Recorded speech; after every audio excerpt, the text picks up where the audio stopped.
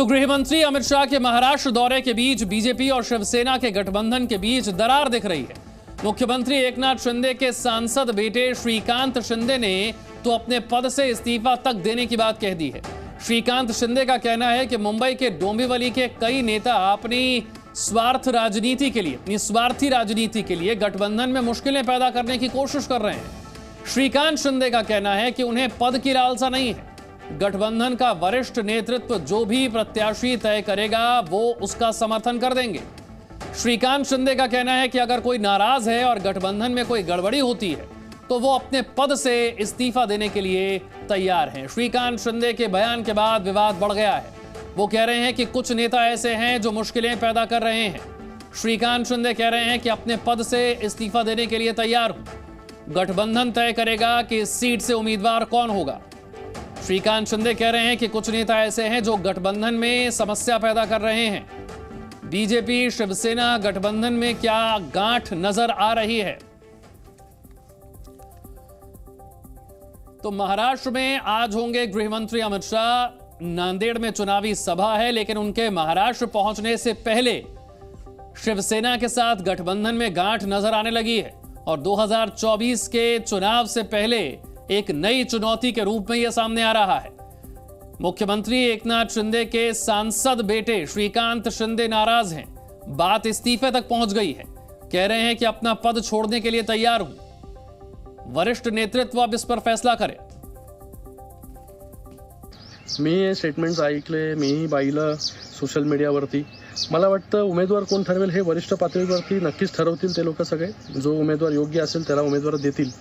पण मला या ठिकाणी एवढं सांगायचं आहे की ही जी युती झालेली आहे ही एका वेगळ्या विचाराने युती झालेली आहे। माननीय प्रधानमंत्री नरेंद्रजी मोदी साहेब असतील, त्याचबरोबर अमितजी शाह साहेब असतील आणि त्याचबरोबर राज्यामध्ये माननीय मुख्यमंत्री एकनाथजी शिंदे साहेब असतील आणि देवेंद्रजी फडणवीस साहेब असतील, यांनी एका विचाराने जी आहे ही युती जी आहे ती महाराष्ट्रात केली। युती आल्यानंतर सरकार स्थापन केलं। सरकारच्या माध्यमाने चांगलं काम जे आहे या ठिकाणी होत आहे आणि मला वाटतं कुठल्या तरी एका क्षुल्लक कारणावरून जे आहे कुठल्या तरी सिनियर पीआय वरती कारवाई होत नाही तोपर्यंत हे ठराव करतात की बाबा सेनेला सपोर्ट करायचा नाही आणि त्याचबरोबर जे आहे ते कल्याण लोकसभेचा उमेदवार जो आम्हीच ठरू। मला वाटतं हे जे आव्हानं जी आहेत ही मला वाटतं खूप विचारपूर्वक जी आपण केली पाहिजे आणि आम्हाला ही आव्हानं देण्याचं काम या लोकांनी करू नये। कारण की या ठिकाणी जे आहे हे शिंदे साहेबांनी 10 महिन्या अगोदर जे केलं माननीय नरेंद्र मोदीजी साहेबांच्या आणि अमितजी शाहच्या नेतृत्वाखाली, मला वाटतं याचाही विचार जो आहे हा कुठेतरी त्यांनी केला पाहिजे। जर हे पाऊल उचललं नसतं तर काय परिणाम झाले असते हेही त्यांनी विचार केला पाहिजे। आणि मला वाटतं युती जेव्हापासून आहे गेल्या 9 वर्षामध्ये। नीलेश मेरे सहयोगी और जानकारी के साथ है। नीलेश, डोंबिवली के कौन से नेताओं की तरफ इशारा कर रहे हैं श्रीकांत शिंदे? बात पद छोड़ने तक क्यों पहुंच गई? जी बिल्कुल, इसके पीछे महज एक कारण नहीं है, क्योंकि हाल ही में जब डोंबिवली इलाके में बीजेपी की एक बैठक बुलाई गई थी जिसमें शिवसेना को शामिल नहीं किया गया था, उस दरमियान इस मुद्दे को उठाया गया कि श्रीकांत शिंदे अगर कल्याण डोंबिवली से चुनाव लड़ते हैं, उनका नाम सामने आता है, तो बीजेपी का बिल्कुल भी कोई भी सपोर्टर उन्हें सहयोग नहीं देगा। हालांकि ये हम जानते हैं कि बीजेपी और शिवसेना अलायंस में है, उसके बावजूद इस प्रकार की टिप्पणी कहीं न कहीं श्रीकांत शिंदे को नाराज़ करती है। वहीं दूसरी ओर डोंबिवली के एक नेता है भाजपा की तरफ से, जिनके ऊपर एक चार्जेस लगे हुए हैं, रेप के चार्जेस लगे हुए हैं और शिकायत ये की जा रही है कि ये जो चार्जेस है, जो एफआईआर है, वो श्रीकांत शिंदे के दबाव में ली गई है। तो यानी कि ये दो अहम मुद्दे हैं जिसको लेकर शिवसेना और भाजपा। एक बड़ी खबर ये भी है कि गृह मंत्री महाराष्ट्र पहुंच रहे हैं और उससे पहले महाराष्ट्र में ये विवाद खड़ा हो रहा है। क्या गृह मंत्री इसे लेकर कोई बातचीत करेंगे? जी बिल्कुल, फिलहाल आसार तो यही नज़र आ रहे हैं, क्योंकि जिस प्रकार श्रीकांत शिंदे के बयान है कि आगे का चुनाव रणनीति कैसी होगी, इसको लेकर केंद्र फोकस होगा, क्योंकि हमें लोकसभा में जीत पर ज़्यादा अग्रसर रहना है, उस पर ज़्यादा फोकस करना है, क्योंकि हम प्रधानमंत्री नरेंद्र मोदी को एक बार फिर से प्रधानमंत्री के रूप में देखना चाहते हैं। यानी कि कहीं ना कहीं उनका इशारा जो है केंद्र नेतृत्व की तरफ रहा है, क्योंकि उन्हें राज्य नेतृत्व के ऊपर उतना भरोसा फिलहाल झलकता नहीं नजर आ रहा। और यही एक कारण है कि उन्होंने आनन फानन में इस्तीफे की पेशकश भी की है। जिस प्रकार के उनके द्वारा बयान दिया गया है कि केंद्र में हम चाहते हैं कि हमारी सरकार रहे, बीजेपी और शिवसेना की सरकार जो है वो डोमिनेट करे, और इसी सिलसिले में वो लगातार जो पार्टी पार्टी के केंद्र नेतृत्व है उनसे भी बातचीत जरूर कर रहे हैं। अब जब केंद्र गृह मंत्री अमित शाह आज नीलेश आप हमारे साथ बने रहिए, एक बार फिर से संबोधित जरा करेंगे, दर्शकों तो को जाहिर बताते तौर पर हैं कि बीजेपी और शिवसेना के बीच दरार की बात क्यों सामने आ रही है। श्रीकांत शिंदे का बयान आया है कि डोंबिवली के कुछ नेता जो हैं वो अपनी स्वार्थी राजनीति की वजह से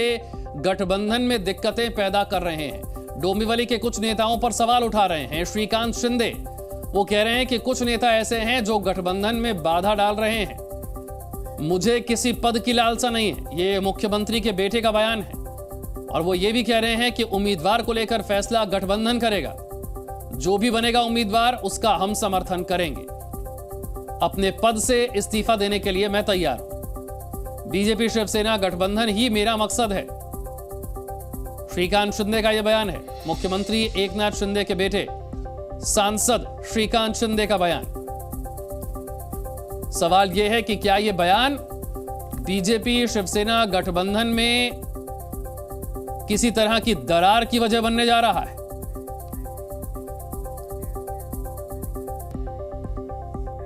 मेरे सहयोगी नीलेश का एक बार फिर से रुख कर लेते हैं। नीलेश, अमित शाह का महाराष्ट्र दौरा, अमित शाह किस तरह का एक्शन लेते हुए नजर आ सकते हैं? क्योंकि 2024 के चुनाव से पहले यह गठबंधन बीजेपी के लिए भी बहुत जरूरी है। जी बिल्कुल, लेकिन यहाँ पर एक पहलू ये भी है कि ये गठबंधन जितना बीजेपी के लिए ज़रूरी है उतना ही शिवसेना के लिए है, क्योंकि जब से ही शिवसेना दो गुटों में बटी है तब से कहीं ना कहीं जो ग्राउंड है एकनाथ शिंदे का वो फिलहाल कमज़ोर नज़र आ रहा है। ऐसे में ज़रूरत दोनों ही दलों के एक दूसरे की है।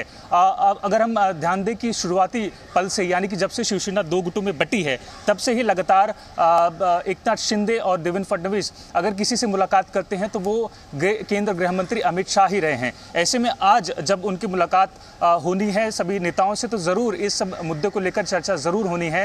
हालांकि अमित शाह नांदेड़ में पहुंचकर मोदी सरकार के 9 वर्ष पूर्ण होने को लेकर जो सहमति जो बड़े बड़े कार्य हैं वो जनता तक पहुंचाएंगे। लेकिन जब इस प्रकार की खबरें सामने आती हैं कि दो दलों के बीच कहें कि तनाव नज़र आ रहा है, तो ऐसे में अमित शाह का ज़्यादा फोकस इस मुद्दे को लेकर ज़रूर रहा है, क्योंकि लगातार हम देखते रहे कि कई दौरे देवेंद्र फडणवीस हों या एकनाथ शिंदे हों लगातार दिल्ली में करते रहे हैं। और अमित शाह की लीडरशिप में जिन सीटों का बंटवारा हो या अन्य कई सारे जो विवादित मुद्दे रहे हैं, चाहे सुप्रीम कोर्ट का फैसले के बाद रणनीति तैयार करने का पहलू रहा हो, उसमें अमित शाह लगातार लीड करते हुए नजर आए हैं। ऐसे में अब जब खुद एकनाथ शिंदे यानी कि मुख्यमंत्री के बेटे का इस्तीफा की खबर सामने निकलकर सामने आ रही है, तो ऐसे में ये एक बड़ी डेवलपमेंट जरूर है। बिल्कुल, यहाँ से ये विवाद आगे ना बढ़े, इसे रोकने के लिए क्या गृह मंत्री की तरफ से कोई एक्शन होता है? आज महाराष्ट्र पहुंच रहे हैं गृह मंत्री, देखना ये होगा। शुक्रिया इस जानकारी।